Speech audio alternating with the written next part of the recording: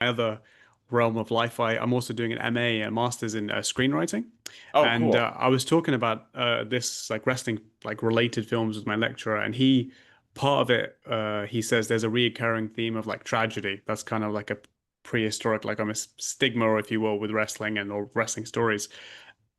Did you think of Sabu's story as a tragedy? Or like, I mean, like, there's unfortunate elements of his story, but like, how did you view that? Like, because can you see how some people may go down that line because he didn't quite get the level of success or money like he deserved. Yeah, I think that's an interesting topic to examine.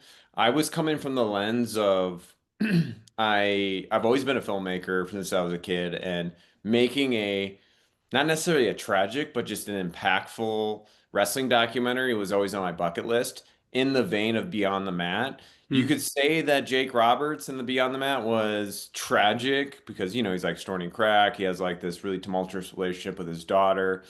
I just view it more as good story. Yeah. And also too, I wanted to tell Sabu's story because, as a wrestling fan growing up, that wasn't always the coolest thing. And I feel like I had to hide being a wrestling fan because people were like, oh, it's fake. And so I think I was drawn to Sabu because I knew it would be a movie for wrestling fans to show non-fans that it's not as fake as they think, and to challenge that perception of reality.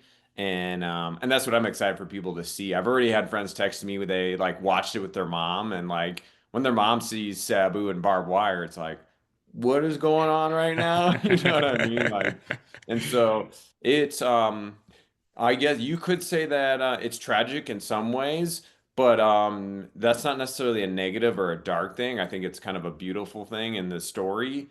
And I think he went a long way in showing and challenging the perception of wrestling being fake. And I knew that was going to come across with him as a character.